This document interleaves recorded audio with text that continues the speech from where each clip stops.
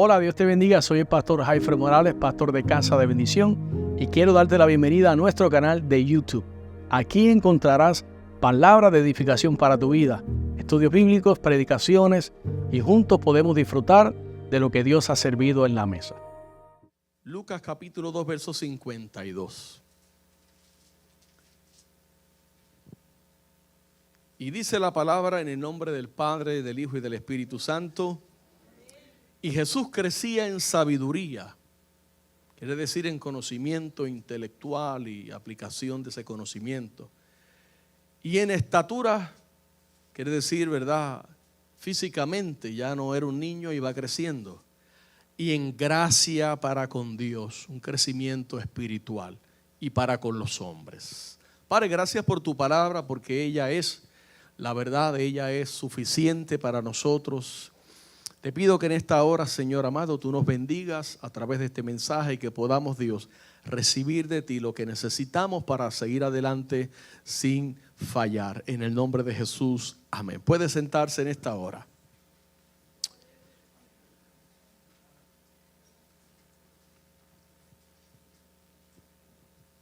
Hoy estudiaremos algunos aspectos importantes de la vida de Jesús que nos van a ayudar a cada uno de nosotros a conocerle mejor aún. ¿Cuántos conocen a Jesús? Amén. Casi todos. También es importante que apliquemos los principios bíblicos que vamos a estudiar para poder tener ganancia, porque la Biblia dice que no seamos oidores olvidadizos, sino hacedores de la palabra. Y es importante porque lo que vamos a aprender hoy nos van a ayudar a conocer mejor a Jesús y también nos van a servir para edificar una vida espiritual que se asemeje a la de Jesús. Porque al final de toda nuestra carrera cristiana aquí en la tierra, nosotros queremos parecernos a Jesús. ¿Amén? No suenan muy convencidos. Amén. No me asuste, porque entonces cambio el mensaje y predico un mensaje evangelístico a la iglesia. Una de las cualidades de Jesús que surge del estudio de esta palabra de esta mañana es su amor por las personas. Jesús amaba a la gente. Incluso antes de entregar su vida en la cruz del Calvario, Jesús vivió para la gente. Jesús amaba a las personas. Jesús recorría las ciudades y recorría las aldeas, dice la Biblia, predicando, enseñando el evangelio del reino, sanando a los enfermos, libertando a los cautivos, porque amaba a la gente. En el evangelio de Juan, cuando se habla de Jesús, el enviado de Dios, el Mesías, dice la palabra que de tal manera amó Dios al mundo, que envió a su Hijo unigénito. Quiere decir que la motivación por la cual Jesús servía a la gente era porque le amaba. ¿Ven? Ahora, Jesús dio su vida por la gente. De esa manera le amaba. ¿Alguno de ustedes daría la vida por un hijo? ¿Por qué? Porque le ama, ¿verdad? ¿Daría la vida por mí? Ahí que trabaje la pastora con... ¿Verdad que sí? Porque es un amor diferente, ¿cierto o no es cierto? No tengo nada contra usted, no se preocupe. ¿Qué sucede, hermano? Jesús dio la vida por nosotros. Y a la medida que Jesús vivía, vivía para servir a las necesidades de los demás. ¿Se imagina usted que todo el objetivo de su vida fuera vivir para hacer feliz a los demás? Él se entregaba por la gente, pero no solamente Jesús. Un hombre llamado Saulo en la Biblia, en el capítulo 9 del libro de los Hechos, tuvo un encuentro con Jesús. Y en ese encuentro su vida fue transformada. Y luego ese mismo hombre que se llamó luego Pablo dijo: yo lo he gastado todo, me he gastado a mí mismo por amor de ustedes. Quiere decir que Pablo vivió como Jesús.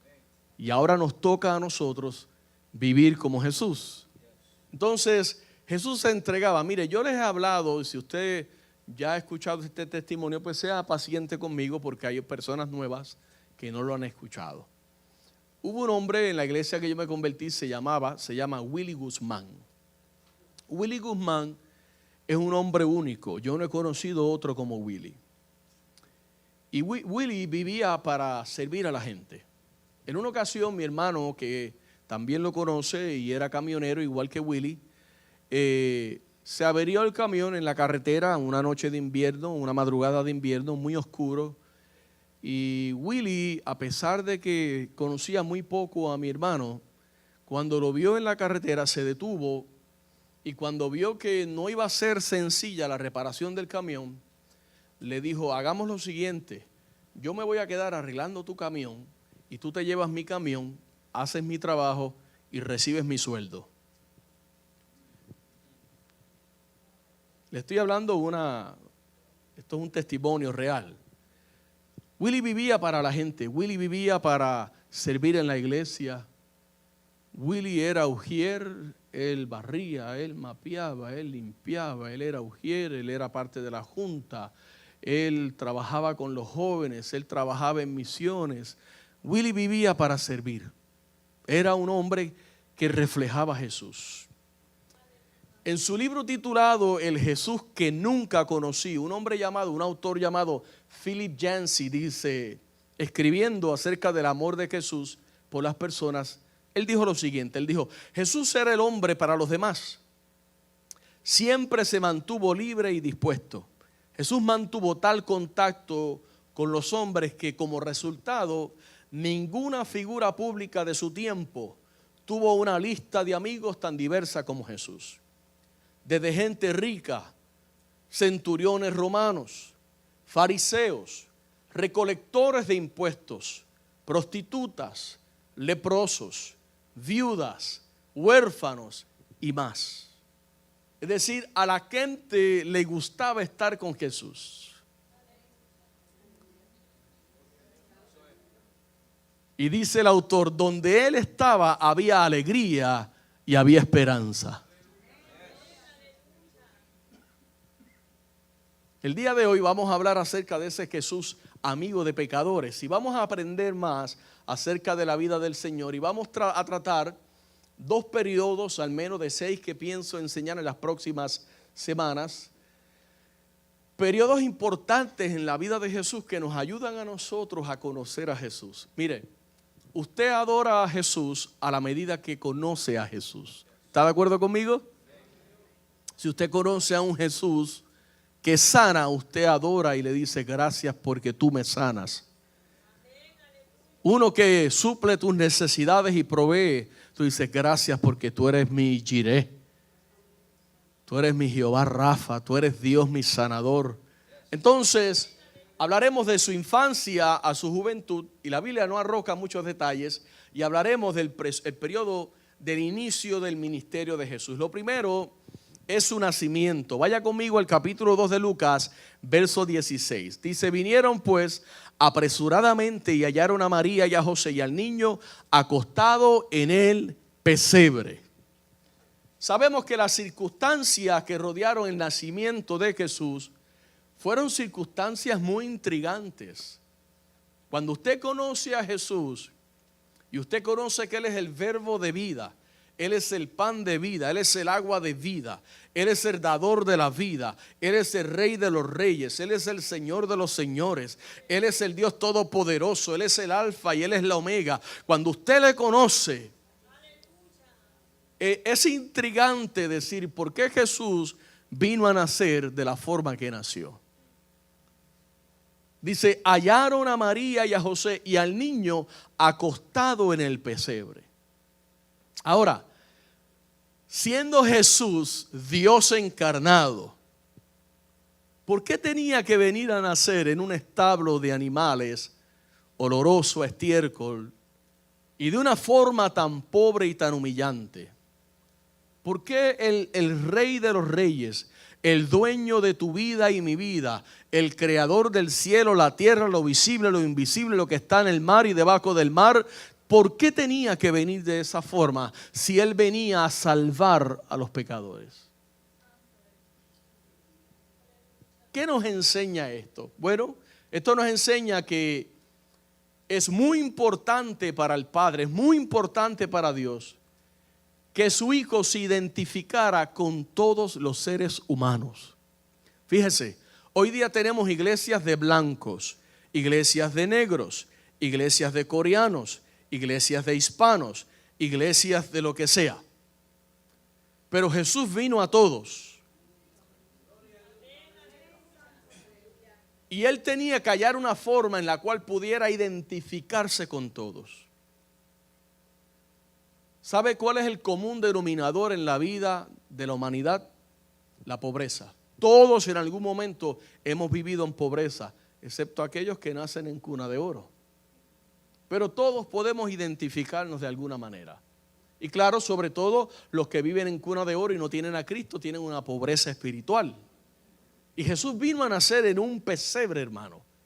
O sea, Dios quería que el regalo más grande que la humanidad iba a conseguir, que es Jesús, no solamente se identificara con una clase social determinada como algunos evangelios corrompidos del siglo XXI enseñan. Si no eres rico, no eres bendecido por Dios. Entonces Jesús no fue bendecido por el Padre. Si no tienes acomodo, si no tienes.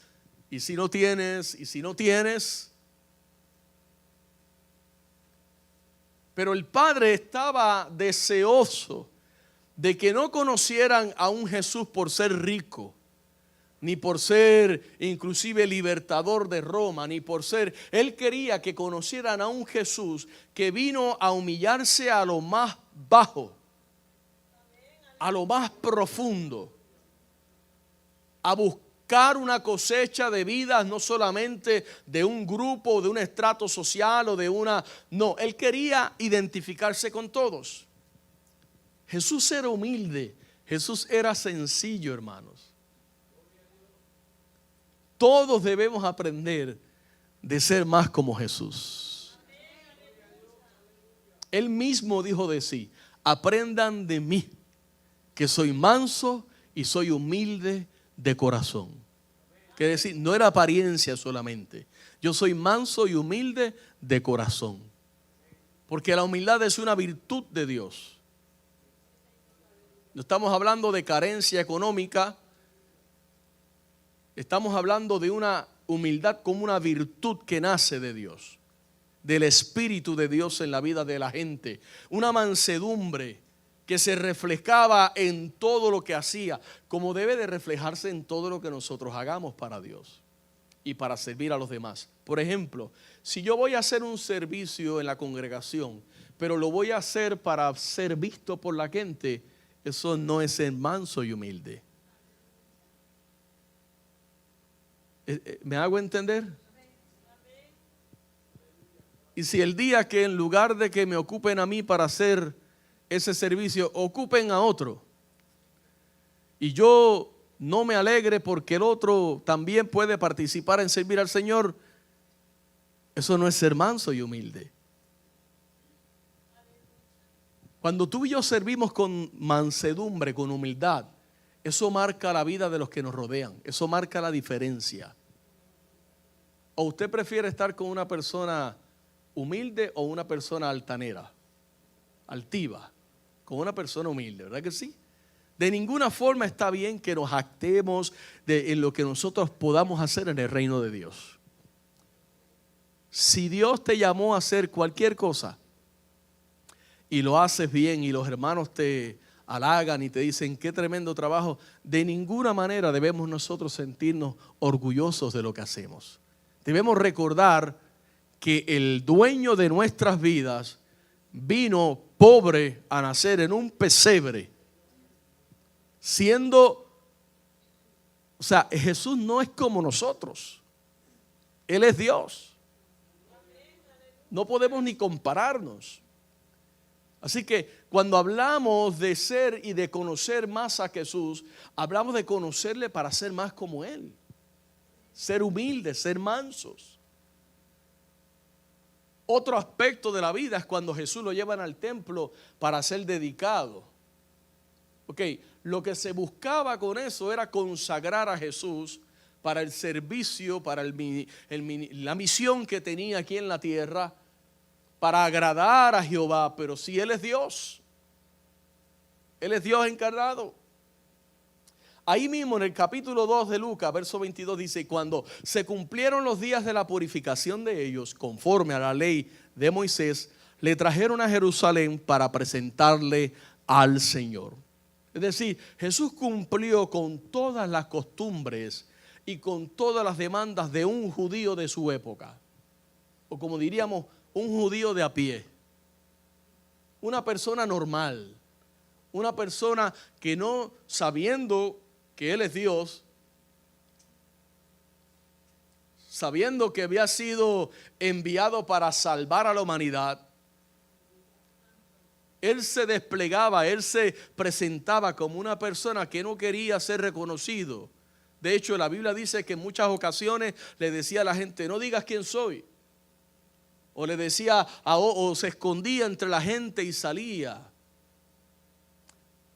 La Biblia dice que cuando vengamos a la casa de Dios, no debemos tampoco nosotros buscar lugares de reconocimiento, ¿no? Debemos ser como Jesús.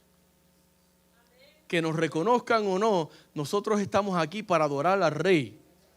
Al que tenemos que reconocer es a Jesús, que está entre nosotros. Y la dedicación de Jesús era sinónimo de consagración. Hablaba de sumisión. Y desde la niñez Jesús vivió para obedecer al Padre. Desde que nació Jesús, Jesús vivió para obedecer al Padre, al que le envió. Nosotros vivimos para obedecer al Padre. Caso de bendición vive para obedecer al Padre. Nunca debemos darnos el lujo de permitir que nuestra misión nos desvíe de los propósitos del Padre. Nada debe de ocupar el lugar en nuestra vida que le pertenece al Padre. Nosotros tenemos que vivir 100% para Dios, una vida cristiana integral, sin adherencias, una vida recta, una vida íntegra. Íntegro significa de una pieza, que no nos dejamos doblar. Y el ministerio es importante, y para Jesús lo fue, pero no más importante que Dios. Lo que nosotros hacemos no puede ser más importante de quienes somos. Somos hijos de Dios. Somos la iglesia de Dios. Aquí, en donde nos congreguemos, somos la iglesia de Dios. Y somos familia de Dios. De hecho, la familia nuestra es importante, pero no puede ser más importante que Jesús. ¿El trabajo es importante o no es importante? Claro que es importante, pero no puede ser más importante que Jesús. Cualquier cosa que te aleje de Jesús es porque está siendo más importante en tu vida que Jesús. Porque la Biblia dice: nada nos puede separar del amor de Dios. Pero nosotros sí nos podemos separar del amor de Dios. Jesús dice: de mi mano nadie los arrebata, pero si tú sueltas la mano de Dios. ¿Me hago entender? O sea que últimamente es nuestra decisión. Hablando de los eventos que sucedieron en la vida de Jesús, nosotros podemos hablar de cuando Jesús tuvo que ir a Egipto. Y yo estoy siendo así bien, casi un poquito didáctico, porque quiero aprender.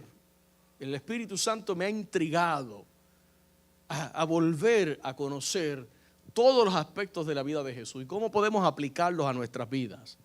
El Evangelio de Mateo habla, capítulo 2, verso 13 y 22, y dice: después que partieron ellos, he aquí un ángel del Señor apareció en sueños a José y dijo: levántate y toma al niño y a su madre y huye a Egipto, y permanece allá hasta que yo te diga. Porque acontecerá que Herodes buscará al niño para matarlo. Pero oyendo que Arquelao reinaba en Judea en lugar de Herodes su padre, tuvo temor de ir allá. Pero avisado por revelación, en sueños se fue a la región de Galilea. Mire, aquí hay algunos ahora que el Señor está a punto de revelarle porque ya están en sueño. Ya lo que falta es la revelación. Mire, lo que sucedió es que Satanás quería impedir que usted y yo fuéramos salvos. Imagínense que Satanás hubiera podido detener a Jesús. Imagínense que hubiera podido matar a Jesús. ¿Qué sería de ti y de mí? No hay nada más importante en la vida que este tópico que estamos hablando ahora. Si Jesús no hubiera podido llegar a la cruz, si no hubiera ido a la tumba y hubiera resucitado porque de niño lo hubieran matado, ¿qué hubiera sido de nosotros? Satanás siempre va a atentar contra el propósito de Dios en tu vida y en la mía. Pero escucha bien, te tengo buenas noticias. Dios siempre va a preparar salida para aquellos que viven para hacer su voluntad. Si vivimos para hacer la voluntad de Dios, mientras más malo se ponga esto, perdone mi español atropellado, más mejor. El disparate es énfasis del predicador. Mientras peor se ponga esto, mejor, hermanos. Ahorita la gente anda asustada porque la guerra comercial entre los países, Estados Unidos, andan asustados, andan haciendo marchas, andan haciendo cosas. Mire, hermano, yo le voy a decir algo a usted. Es cierto que de cada dólar que usted y yo gastamos, 40 centavos se lo debemos a China. Pero mi economía y la suya no viene de este mundo. Su economía y la mía viene de Dios. Si usted obedece a Dios en su economía, en sus finanzas, usted nunca le va a faltar. Ahora, si usted no vive conforme la palabra de Dios, entonces la Biblia misma enseña que el devorador pues va a saltarte y vas a tener carencia y vas a echar el jornal en saco roto y vas a ser una persona que vas a tener y no vas a tener nada. Satanás siempre intenta, hermano, atentar contra el propósito de Dios. Ahora la pregunta es, ¿cuál es el propósito de Dios para ti en el 2025 en Casa de Bendición? Hay dos respuestas. 3, no lo sé, sí lo sé o no tengo propósito. Fíjense que desde su nacimiento Jesús ya representaba una amenaza contra los reinos de esta tierra. Fíjense que querían matar a todos los niños solo por asegurarse de que mataran a Jesús. Así opera el enemigo. El enemigo va a querer llegar a tu vida, pero va primero a atacar a toda tu familia, a tus hijos, va a tratar de hacer desastre. Satanás va a querer llegar a mi vida, dice la Biblia, herirá al pastor y las ovejas serán dispersas. Pero ¿qué va a suceder? Va a ser desastre en la congregación para llegar a mí.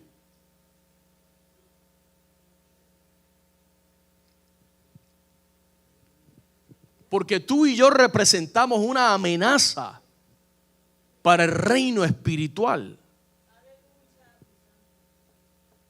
Sabemos que Jesús no vino a derrotar a Roma, sino que Él vino a derrotar el poder del pecado, el poder de la muerte, para que tú y yo viviéramos todavía, no viviéramos todavía en pecado y tuviéramos una vida después de esta muerte. Y eso era lo que Satanás quería detener. ¿Por qué? Porque Satanás ya no tenía escapatoria, ya él no tenía redención, ya para él no hay solución. Él tuvo su lugar, él se rebeló contra Dios y toda rebelión delante de Dios es pecado y Satanás pagó sus consecuencias y las está pagando.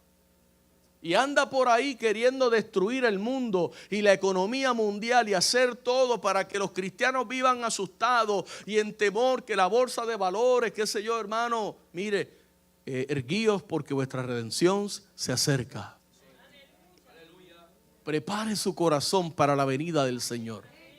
Prepárese para ya no vivir más en esta tierra asquerosa. y vivir en la presencia de Dios para siempre. Mientras tú y yo vivamos para Dios, mientras tú y yo carguemos ese propósito de vida, que vivimos para Dios, que estamos seguros de que mis 48 años que tengo de vida y 25 de convertido, yo los he vivido para Dios. Mientras tú vivas con ese propósito de vida, el reino de las tinieblas intentará destruirte. El reino de las tinieblas intentará hacerte pedazos. Pero, ¿por qué? Porque Satanás odia la imagen de Dios en la iglesia. Satanás odia la imagen de Dios en la vida de sus hijos. ¿Por qué? Porque él lo quiere para él, pero ya no puede. Entonces tenemos que ser sabios y entendidos en los tiempos, hermanos. Recuerden que Satanás siempre que te ve, ve la imagen de Dios en ti y te va a atacar. Te va a aborrecer, se va a levantar contra ti. Eso es lo que hace él. Pero aquellos que vivimos para Dios somos resguardados por él. Dile a la persona que está a tu lado, don't worry, be happy. ¿Por qué? Porque estamos resguardados por Dios. La Biblia dice que nada nos puede hacer daño. Nada. Dice la Biblia que Satanás se levantará como río, pero el Espíritu de Jehová levantará bandera, porque Dios siempre saca la cara por sus hijos. Dios siempre guiará los pasos de quienes caminamos en pos de Él. Esto no se trata de emociones, ni de sentimientos, ni de señales. Las señales son, la palabra lo dice, señales, señalan hacia Cristo. Aquí se trata de Cristo. Y vemos, por ejemplo, otro aspecto, el crecimiento de Jesús hasta su adolescencia. Aquí se ponen las cosas interesantes.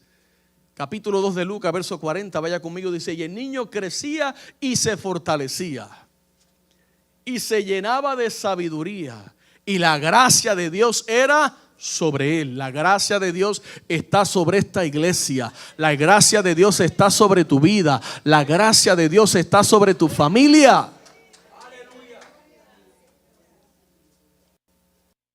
Cuando adorábamos, yo me visualizaba delante del trono del Señor. Me acordaba de aquella canción de Ricardo Rodríguez que dice, estaré de pie en tu gloria, me tendré que humillar, cantaré aleluya. Es decir, hermano, cuando estemos delante del Señor, ¿cómo vamos a reaccionar? ¿Cómo vamos a reaccionar? ¿Usted se imagina ese momento? Imagínenselo cuando venga a adorar a la casa del Señor. Como me enseñó a mí Aurelio Lugo, me decía, pon una silla ahí al frente, ahora ora. Y en esa silla está sentado Jesús enseñándome mis primeros pasos, ¿no? Pon la silla ahí, ahora adora, cántale. Tú no le ves, pero Él está ahí sentado. El crecimiento de Jesús fue como cualquier niño de su época. Lo que sí, algo distinguía a Jesús sobre los demás. Era su anhelo por hacer la voluntad del Padre. Él decía, yo no vivo para hacer mi voluntad, yo vivo para hacer la voluntad del que me envió. Él no decía, yo no hablo, él decía, yo no hablo mis palabras, yo hablo las palabras del que me envió. Jesús vivía y anhelaba hacer la voluntad del Padre. Usted y yo debemos vivir y anhelar hacer la voluntad del Padre. Y cuando venimos al Señor, venimos con ese anhelo, esa entrega de conocerlo más. Leemos muchos libros, leemos mucho la Biblia, oramos mucho, pasamos tiempo con Él. Queremos conocer cómo vivió Jesús.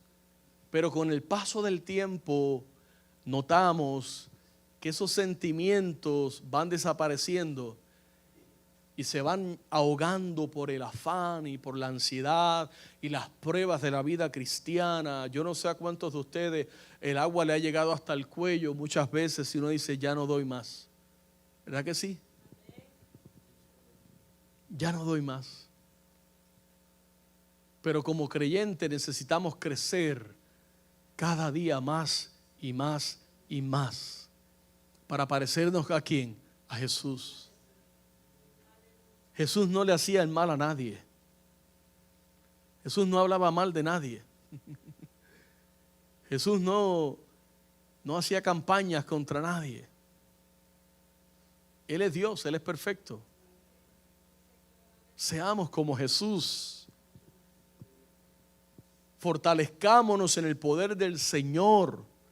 Si estamos débiles con el agua hasta el cuello, recordemos las palabras del apóstol Pablo a la iglesia de Éfeso, capítulo 6, verso 10, dice, pero por lo demás, hermanos míos, Pablo les habla como un padre, fortalezcanse en el Señor y en el poder de su fuerza. Pablo estaba preocupado de que la iglesia no perdiera sus fuerzas.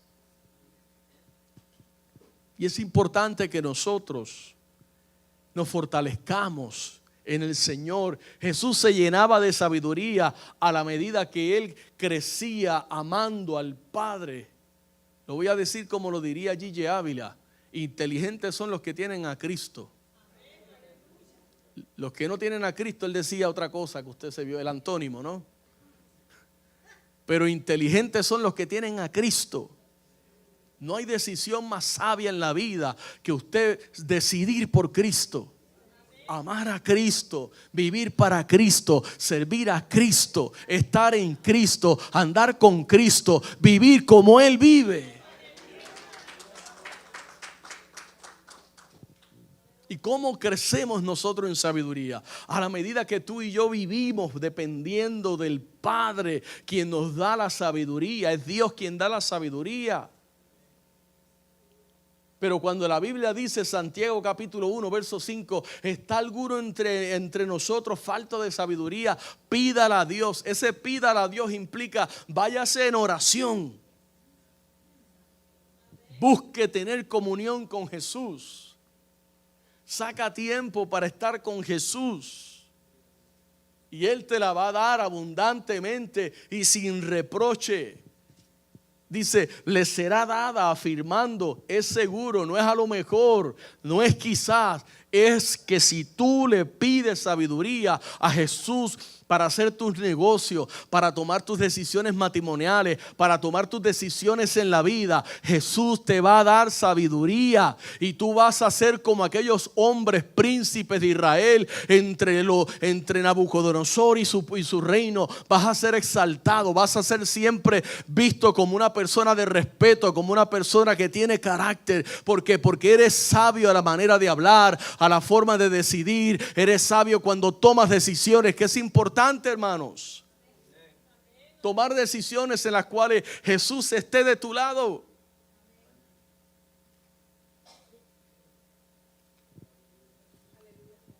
Jesús también vivía y dice que crecía en gracia, en favor para con el Padre.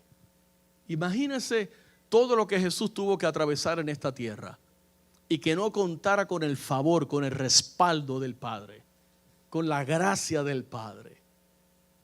Imagínense si Dios es inteligente y es sabio, que nos ha dejado a nosotros también por medio de Jesús la capacidad de fortalecernos, pero también la capacidad de crecer en gracia, en la gracia de Dios. Y a los Romanos capítulo 5, verso 2, Pablo le dice, por quien tenemos entrada por la fe a esta gracia en la cual estamos firmes y nos gloriamos en la esperanza de la gloria de Dios. Primeramente la gracia para ser salvos por medio de la fe y para andar en fe, por fe en esta vida hasta el día que Cristo venga, siendo imitador del Maestro. Hay un himno que casi lo puedo cantar, pero está entre los cuando yo me muera. El sándalo, dije sándalo, dije zángano. Hay un árbol que es un tipo de cristiano, dice. Escucha, hermano, lo que el sándalo, no recuerdo la otra parte, pero dice, perfuma el hacha que lo hiere. Cuando te hieran, acuérdate, Jesús, ¿qué tú harías? Cuando hablen de ti, Jesús, ¿cómo tú resolverías esto? Cuando se levanten contra ti, Jesús, ¿qué tengo que hacer? Dame sabiduría para decidir. No, yo sé lo que yo quiero hacer. Te estoy pidiendo que me muestres qué debo de hacer, qué tengo que hacer. Porque la puerta de acceso a la sabiduría no es una universidad. La puerta de acceso a la sabiduría se llama Jesús. Por la fe en Jesús, tú y yo ahora tenemos sabiduría y tenemos gracia y tenemos favor para con el Padre, y todo lo que pidiéramos al Padre en su nombre, Él lo dará, incluyendo la sabiduría. Otro aspecto, ya Jesús crece y se hace un hombre desde su adolescencia hasta los 30 años que inicia su ministerio, y vemos en el libro siempre de Lucas capítulo 2, versos 51 al 52, dice, descendió con ellos y volvió a Nazaret y estaba sujeto a ellos. Y su madre guardaba todas estas cosas en su corazón, y Jesús crecía en sabiduría y en estatura y en gracia para con Dios y los hombres. ¿Cuál es el tema de la enseñanza? Quiero ser más como Jesús. Si queremos ser más como Jesús, tenemos que aprender a respetar autoridad. Hay que aprender a respetar autoridad. Nunca le va bien a nadie que se subleva. Nunca le va bien a nadie que se rebela. Nunca. Pregúntele a Coré. Pregúntele a María y a Aarón. Nunca le va bien. No participe nunca de ninguna rebelión. No participe de eso, porque usted también va a pagar consecuencias. Jesús es Dios encarnado y vivía sujeto a sus padres. Ahora escuche bien esto. Cuando Dios llama a Jeremías, Jeremías le dice, yo soy un niño. Jeremías no era un niño. Jeremías no cumplía con la edad para ejercer el sacerdocio o el ministerio profético de los aproximadamente 30 años que debía tener un judío para ser iniciado el último bautismo al ministerio. Por eso él dice, yo soy un niño. Por lo tanto, Jesús, lo que el texto me está diciendo a mí, escuche bien lo que le voy a decir.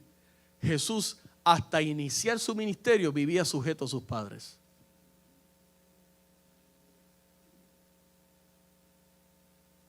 ¿Se acuerda? Lueguito, el primer milagro, ¿tú qué tienes conmigo, mujer?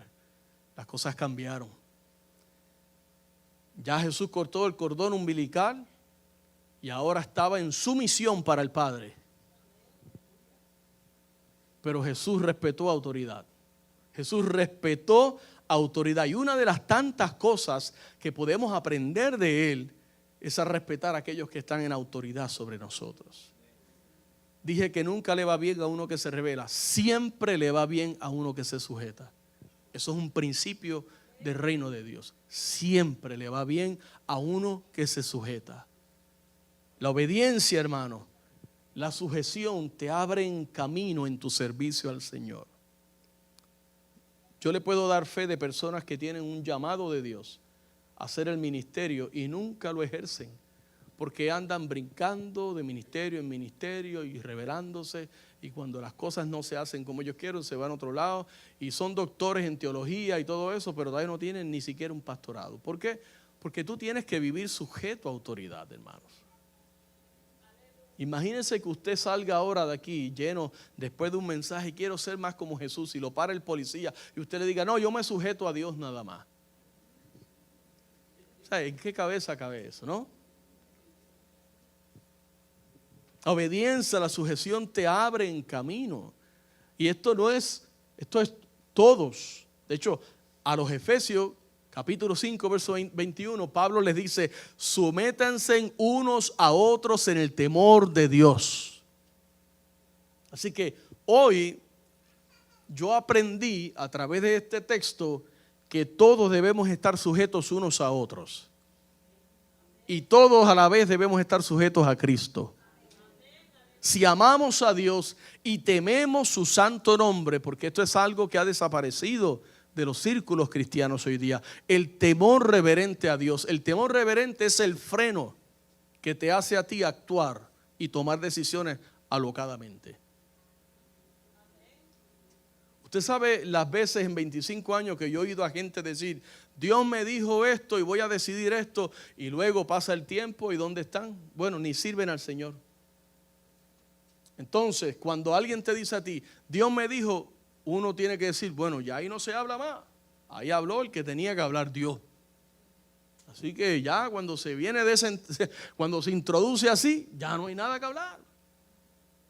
Pero luego, si la persona fracasa en su decisión, el temor de Dios pudo haberle evitado esa mala decisión. El temor reverente a Dios, un temor no de un miedo hacia Dios, sino un temor en ofender a Dios, en ofender su santidad, en ofender su palabra, sus preceptos, sus mandamientos y sus principios que están claritos en la palabra del Señor. Y repito, si amamos a Dios, si tememos su santo nombre, aprenderemos a vivir en sujeción a las autoridades legal, familiar, los hijos a los padres, la mujer al esposo, el esposo a Cristo, en todos los aspectos. Jesús vivió sujeto a sus padres para aprender obediencia. La Biblia dice que Jesús tuvo que aprender obediencia, no porque Él era desobediente, no es lo que quiere decir el texto. Es decir, Jesús, para que usted me entienda, tuvo que aprender a vivir como usted y yo para poder ser ejemplo para ti y para mí.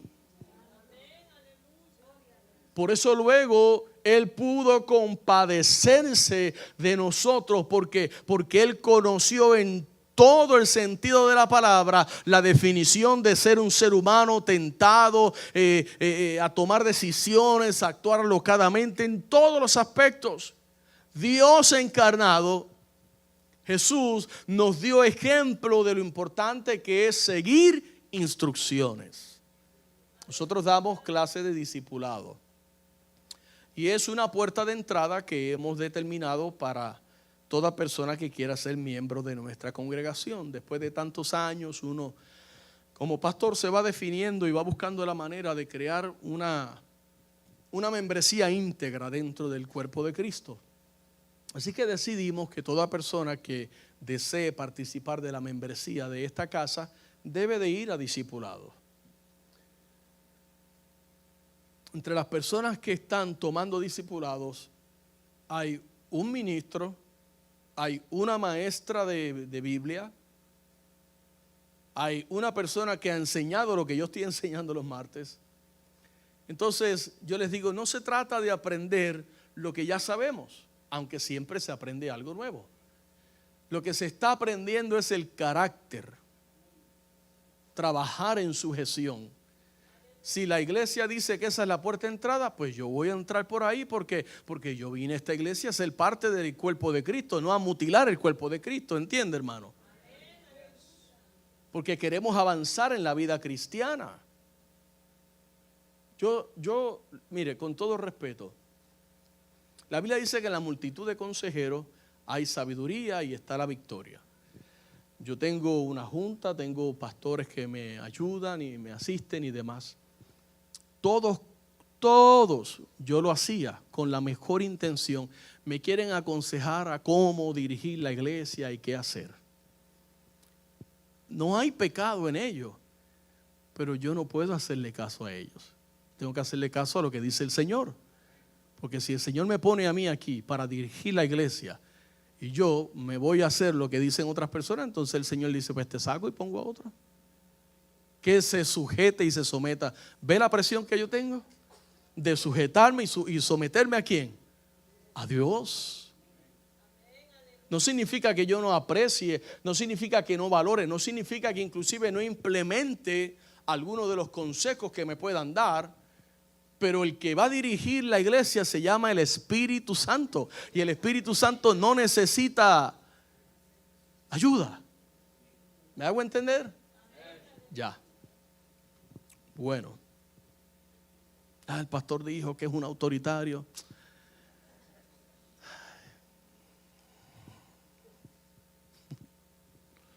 Él no oye a nadie, por eso está como está.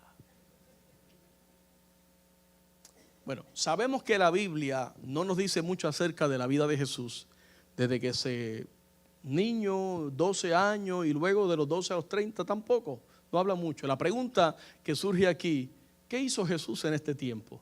Bueno, nosotros conociendo el carácter de Cristo y los principios inquebrantables de la palabra del Señor, podemos ver que Jesús definitivamente modeló ser un ser perfecto. Imagínese que usted ha conocido a alguien perfecto. No, imagínese que existiera y que usted lo conociera. Que en todo, amado, en todo fuera perfecto. Porque la Biblia dice que Él no pecó, por lo tanto Él es perfecto. Fue perfecto. Quiere decir que en todo lo que Jesús hacía era perfecto. Cuando sanaba, cuando reprendía demonios, cuando le llamaba sepulcros blanqueados, en todo era perfecto. Y hablando acerca de la vida de Jesús, el escritor a los Hebreos dice acerca de Él, 4:15 de los Hebreos, porque no tenemos un sumo sacerdote que no pueda compadecerse de nuestras debilidades, sino uno que fue tentado en todo según nuestra semejanza, pero sin pecado. Quiere decir que todas las tentaciones, todas las luchas, todas las pruebas mentales, todo lo que tú puedas pensar que te puede agobiar a ti para alejarte de Jesús, todo eso ya Él lo pasó. Y Él demostró ahora que puede comprender cuando tú y yo nos sentimos así. Se compadece de nosotros. Y la perfección es algo que nunca alcanzaremos en esta tierra y en este cuerpo. Pero debemos de vivir, siempre debemos esforzarnos por alcanzarla. No es coger pony, bueno, tú sabes, yo soy así. Bueno, todos somos como somos, pero estamos aprendiendo hoy que queremos ser más como Jesús. Y si vamos a imitar a alguien, entonces que sea a Jesús. Porque, y no estoy hablando de este Jesús, estoy hablando de uno perfecto. Imitemos la vida de Jesús, hermanos. Imitemos su conducta, imitemos su amor por los demás. No el amor que nos quieren forzar y nos quieren definir o redefinir. Esto es amor, no. Porque usted, cuando un hijo suyo le falta el respeto y usted tiene que corregirlo, ¿lo hace porque lo odia? No, lo hace porque lo ama.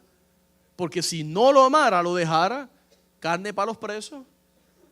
Profecía de ojo abierto, preso va, no llega viejo.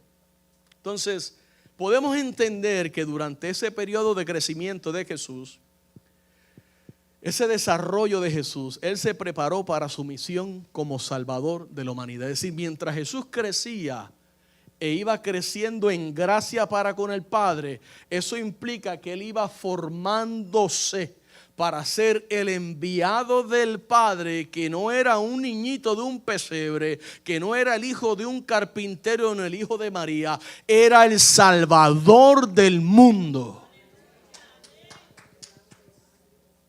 Y siempre van a haber periodos en nuestras vidas en los cuales pareciera que muy poco o nada esté sucediendo. Pero es ahí en esos periodos en los cuales Dios está trabajando contigo y conmigo, en los cuales Dios nos está preparando para una asignación especial que Él ya tiene preparada y determinada de antemano para nuestras vidas, pero necesitamos pasar la prueba. Necesitamos aprobar el examen. Porque el que se cuelga en kinder, repite kinder. Todo obra para bien, dice la Biblia. Todo, así dice la Biblia. Quiere decir que lo que no te aprovecha para este tiempo, te prepara para algo que ya Dios sabe que te va a pasar el día de mañana. Todo obra para bien. Algo va a suceder en tu vida más adelante que ya Dios desde ahora, con la prueba que tú estás atravesando, te está dando herramientas para que cuando llegue ese día malo que ha de llegar, estés firme. Porque Dios no desperdicia nada. Dile que está a tu lado, Dios no desperdicia nada. Y ahora dile, por eso tú y yo estamos aquí. Porque Dios no desperdicia nada. Ahora, hablando del ministerio de Jesús, dándole un shift a esto.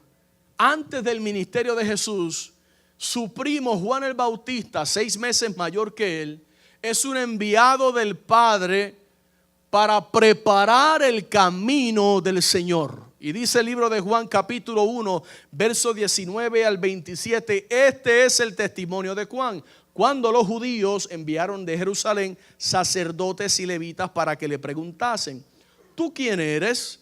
Confesó, no negó, sino confesó. Juan el Bautista, yo no soy el Cristo. Y le preguntaron, ¿qué pues? ¿Eres tú Elías? Dijo, no soy. ¿Eres tú el profeta? Y respondió, no. Le dijeron, pues ¿quién eres? Para que demos respuesta a los que nos enviaron. ¿Qué dices de ti mismo? Dijo, yo soy la voz de uno que clama en el desierto. Enderezad el camino del Señor, como dijo el profeta Isaías. Y los que habían sido enviados eran de los fariseos. Y le preguntaron y le dijeron, ¿por qué pues bautizas si tú no eres el Cristo? No le daban... siempre hay personas así bien intencionadas que quieren darle clases, ¿no? De teología y todo a los maestros, a los pastores. No, eso está mal, es así, y uno dentro de uno. No es lo que dice la Biblia, pero bueno.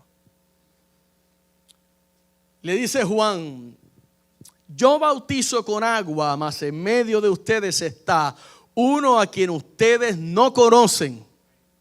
Está en medio de ustedes, pero no le conocen. Este es el que viene después de mí, el que es antes de mí, del cual yo no soy digno de desatar la correa del calzado.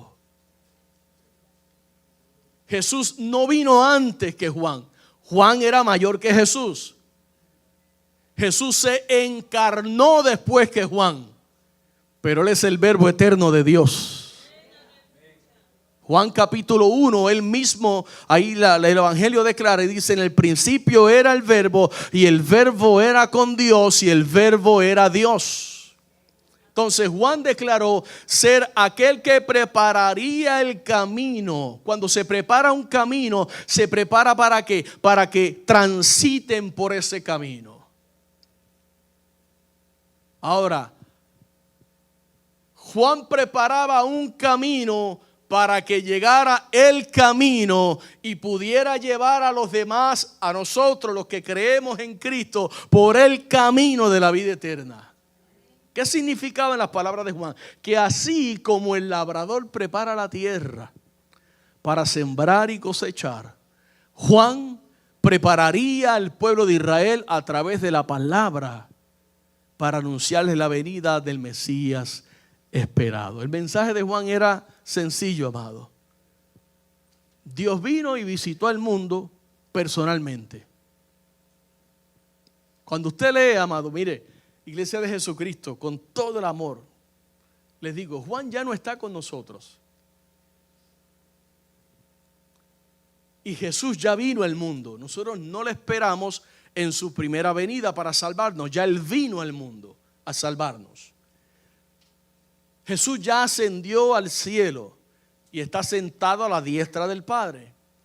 Pero ahora, aunque Juan no está con nosotros y Jesús ya ascendió al Padre, antes de irse Jesús dijo, es necesario que yo me vaya para que el Padre envíe el Consolador, el Espíritu de verdad. Quiere decir que la iglesia no está desprovista de Dios. El Espíritu de Dios es el que está entre nosotros, guiándonos a nosotros y en nosotros, para que podamos también estar preparados para el día en que Jesucristo vuelva por su iglesia. Maranata, Cristo viene. Ahora tú y yo estamos aquí como Juan para preparar el camino y que los que todavía no han creído escuchen que hay un Dios que le ama, que vino a dar su vida por ellos en la cruz del Calvario, que murió pero venció la muerte y al tercer día se levantó, resucitó de entre los muertos y ahora resucitado ascendió al Padre e intercede día y noche por nosotros, pero también por aquellos que han de ser salvos, que no han regresado. Dice Pedro, porque es paciente, no queriendo que nadie perezca, sino que todos procedan al arrepentimiento. Iglesia, si usted a la respuesta de las tres preguntas, no sé, lo sé o no tengo propósito, yo le voy a ayudar hoy. Su propósito es preparar el camino del Señor para que cuando Él venga, su familia, sus hijos, sus hermanos, toda la familia, pero también sus vecinos, compañeros de trabajo, sepan y reconozcan que Jesucristo es el camino, la verdad y la vida, y nadie va al Padre si no es por medio de Él. Para eso estamos aquí. Nuestro trabajo es preparar el camino para que otros también tengan la oportunidad que usted y yo ya tenemos. No podemos ser pasivos más. No hay tiempo. El tiempo se acaba. El tiempo de jugar a la iglesita, el tiempo del brinca-brinca se acabó. Estamos viviendo tiempos decisivos. Cristo viene por una iglesia santa, sin mancha, sin arruga, que no ha vendido la verdad y que permanece perseverante hasta el día de su venida. Anúnciale a la gente que Cristo vuelve. Nuestro trabajo tiene que ser completado. El trabajo de Juan no fue sin fruto, aunque le arrancaron la cabeza. A ti y a mí nos van a arrancar la cabeza con gusto.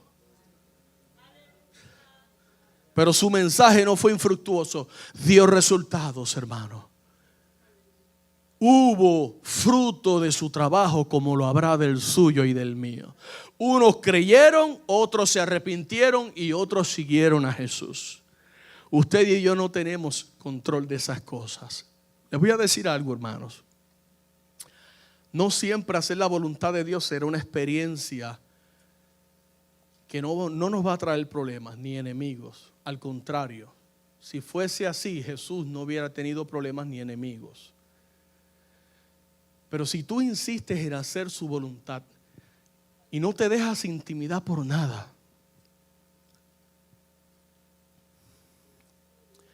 yo le aseguro, casa de bendición, que su trabajo en el Señor no será en vano. Juan sufrió por hacer la voluntad de Dios. La Biblia dice, para los cristianos bíblicos, que en estos tiempos el que quiera vivir piadosamente padecerá persecución. A lo mejor no te van a invitar a los cumpleaños. A lo mejor no te van a invitar a la boda. Posiblemente te dejen fuera de la lista del party de Navidad. Pero no vendas tu principio, no vendas la verdad. Permanece fiel. Si eso es lo que te toca, vívelo con tu cabeza en alto. Si agradara a los hombres, no podría entonces agradar a Dios. Dice Mateo 3, 5 al 6, para irme sobre el final. Salía a él Jerusalén y toda Judea y toda la provincia de alrededor del Jordán, y eran bautizados por él en el Jordán, confesando sus pecados. Si queremos ser como Jesús, debemos estar dispuestos de sufrir con Él. Con Él. ¿Sabes? Tener convicciones en una sociedad posmoderna, en una sociedad donde no existe una verdad absoluta, tener convicciones, defender lo que tú crees, te va a traer problemas. ¿Usted cree que aquel hombre que no quiso hornear un pastel para la comunidad LGBT, no le hubiera sido más fácil hacer el pastel y que se fueran ya? Pero dijo no, yo tengo principios y tengo valores. La humanidad no quiere eso, la sociedad no quiere eso. De hecho, tristemente, muchos en nuestras iglesias no quieren eso. Déjeme vivir cómodo en mi pecado y no me corrija. No predique del pecado porque me voy de la iglesia y me llevo los diezmos.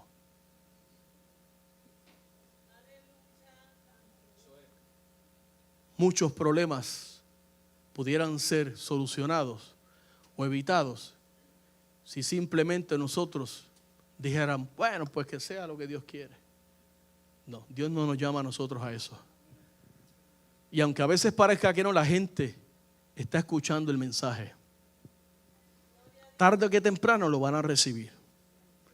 Ahora, por supuesto, no todos van a creer, pero otros sí. Como le pasó a Juan, unos van a creer y otros no. Juan quiso ser como Jesús y nosotros también queremos ser como Él. Casa de Bendición quiere ser como Jesús. Nosotros no vamos a vender esto por nada del mundo. Se lo digo de todo corazón. Aunque me quede yo solo con mi esposa, yo no vendo la verdad. Pecado es pecado. Y Dios no está en medio del pecado. Vamos a dejarlo hasta aquí. Póngase de pie. Wow, me faltaba un montón. Si queremos ser como Jesús, debemos cuidar nuestra relación con el Padre. Lo más que nos debe de interesar a nosotros es cuidar nuestra relación con el Padre, con su palabra. Debemos guardarnos de caer presos de las tentaciones que el enemigo nos presenta a diario, muchas veces para hacernos fracasar. Algunas personas dejan un trabajo por otro por $2, $3 más la hora. Pero con el nuevo trabajo se va al ministerio, se va al congregarse, se va la paz, se va el gozo. ¿Usted cree que eso vale la pena? Seamos como Jesús. Consagrémonos como Él. Y más importante todavía, vivamos como Él vivió. Que nos ayude Dios. Hola, sé que esta palabra ha sido de grande bendición para tu vida y quiero invitarte a que nos visites presencial a nuestras facilidades. Estamos ubicados en el 2525 de la Fortune Road en Kissimmee, Florida, 34744. O puedes comunicarte llamando al 407-483-7845. Bendiciones.